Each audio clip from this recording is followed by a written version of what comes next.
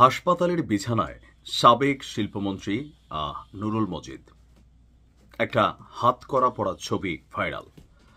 দাবি করা হচ্ছে যখন তিনি মারা গেছেন আওয়ামী লীগের এই সাবেক মন্ত্রী, মৃত্যুর পরেও তার হাতে হাতকড়াটি ছিল। এ নিয়েও রয়েছে আবার বিতর্ক, কারা কর্তৃপক্ষের ভিন্ন একটা ব্যাখ্যা আছে। তবে একটা কথা বলে রাখতে চাই ভাই, দেখেন, এই ধরনের কথাবার্তাগুলো আওয়ামী লীগ সরকারের সময়ও অনেক বলতাম, আর এজ এ রেজাল্ট 9 বছর দেশে যেতে পারি নাই। এই যে এখন আবার বলছি, জানি না যে আবার হয়তো নিজের কপালে নিজে দুঃখ আনতেছি কিনা, বাট আসলে বলতে হবে। আমরা সবসময় ভিকটিমদের পক্ষেই কথা বলি।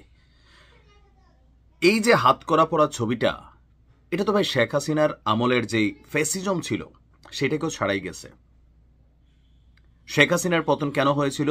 যে তিনি অমানবিক কর্মকাণ্ড করেছেন। তার সরকারের আমলে পুলিশ প্রশাসন, কারা, মানে সবকিছু যাচ্ছে তাই অবস্থা ছিল। তো এই ডক্টর ইউনূসের সরকারের আমলে এটার কি কোনো পরিবর্তন হলো? আবার এই ঘটনার পর তার যখন জানাজা হলো, সেই জানাজায় মাইকিং করতে দেওয়া হয়নি। একজন ফেসিস্টের মৃত্যু হয়েছে, কিন্তু কেমন এই ফেসিস্ট যার মৃত্যুতে হাজার হাজার মানুষের জানাজা আমরা দেখলাম যে তার জানাজায় উপস্থিতি এক ভিন্ন বার্তা কি দিচ্ছে না? যে এই সরকারের আমলে আওয়ামী লীগের কি জনপ্রিয়তা আবার আগের তুলনায় বেড়ে গেল? 1 বছরের মধ্যে যে ইউটার্ন দেখছি আমরা, সেইটা ডক্টর মোহাম্মদ ইউনূসের সরকারকেও কিন্তু একটা বার্তা দিচ্ছে যে এমন হয়তো অনেকের মৃত্যু হাসপাতালে হবে যাদের হাতে হাতকড়া পরা থাকবে। ইতিহাস থেকে আমরা একটা জিনিস তো শিক্ষণীয় নেই, সেটা হচ্ছে প্রতিশোধ। আমরা ভালো কোনো কিছু নেই না। যদি নিতামই ভাই আওয়ামী লীগ খারাপ ছিল এই জন্য তো পতন হয়েছে, তো আপনারা ভালো কি করতেছেন? এই ব্যক্তি অপরাধী, আইনের মাধ্যমে তার বিচার হচ্ছিল। এখন এই বিচারাধীন একজন ব্যক্তির মৃত্যুতে এই যে দৃশ্যপট আমরা দেখলাম, সেই দৃশ্যপটটা আসলে কি আগামীর সম্প্রীতির বাংলাদেশের কোনো উদাহরণ দিচ্ছে? আমি নিজে আওয়ামী লীগ সরকারের আমলে বিএনপির বেশ কয়েকজন নেতা তাদের মায়ের জানাজায় গিয়েছিল, হাতে হাতকড়া ছিল, পায়ে ডান্ডা বেড়েছিল। আমি নিজে ভিডিওগুলো করছি ভাই, নিজে, যে না, এতটা অমানবিক বাংলাদেশ হইতে পারে না যে একজন মানুষ তার মায়ের জানাজা দিচ্ছে, তার হাতে হাতকড়া। এগুলো মানুষের মধ্যে রিয়েকশন করছে, সরকার পতন হয়ে গেছে। ডক্টর ইউনূসের এই সরকার আসার পরে এমন দৃশ্য আদৌ কি আসলে মানানসই? তিনি কি এখানে নতুন কোনো কিছু এস্টাবলিশ করছেন, নাকি ঘৃণার বিপরীতে ঘৃণার বীজ বপন করছেন? তাহলে তো আগামী দিনে আওয়ামী লীগ সরকার আসার পরে যদি একই দৃশ্য দেখি, তখন তো আমরা কথা বলার সুযোগ থাকবে না। কেন? তখন আমাদেরকে বলবে তোমরা তখন কই ছিলা? একজন মানুষ অন্যায় করতে পারে, অপরাধ করতে পারে, আইন আছে, আদালত আছে, তার বিচার হচ্ছে, কিন্তু হাসপাতাল অন্তত মৃত্যু সজ্জায় এমন দৃশ্য আমাদের কাছে কামনীয় না। আমরা এর তীব্র নিন্দা প্রতিবাদ জানাচ্ছি যে এই দৃশ্য একজন বাংলাদেশের মানুষ হিসাবে আমার কাছে পজিটিভ হয় নাই। আগেও আমরা সমালোচনা করেছি, এখনো করলাম। তবে এই ছবি নিয়ে কিছুটা বিতর্ক আছে। অলরেডি এই ছবিটি ভাইরাল হবার পর আমাদের হাসপাতালের পক্ষ থেকে বা কারা কর্তৃপক্ষের পক্ষ থেকে একটা বক্তব্য আসছে। তো এই বক্তব্যটা যেটা, সেটার সপক্ষে কিন্তু আবার কোনো যুক্তি নেই। তিনি বক্তব্য দিচ্ছেন কি, কারা অধিদপ্তরের সহকারী মহাপরিদর্শক জান্নাত উল ফরহাদ, তিনি বলছেন যে তিনি একজন বয়স্ক মানুষ, নানান রোগে আক্রান্ত ছিলেন।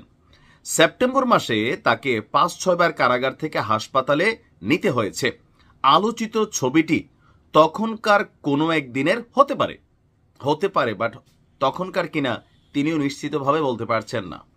এরপরে বলা হচ্ছে যে নুরুল মজিদ আইসিইউতে মারা গেছেন।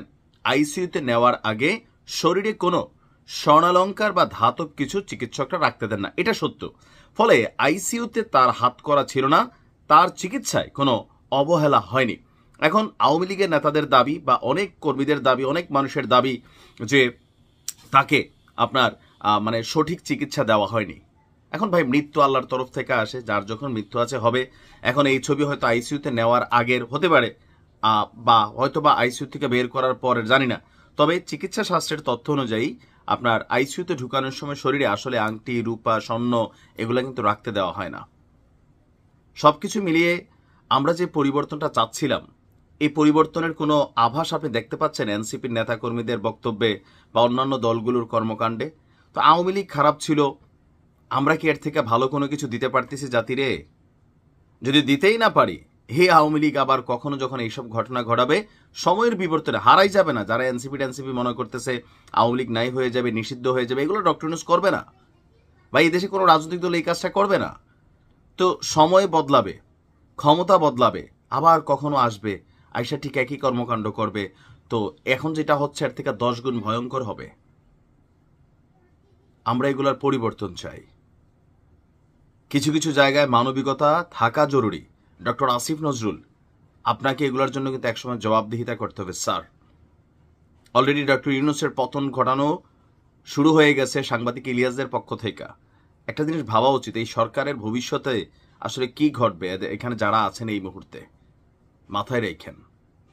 আমরা সবসময় ভিকটিমের পক্ষে কথা বলি, মানবতার পক্ষে বলি, কোন দলে সেটা জরুরি না। ভালো থাকুন।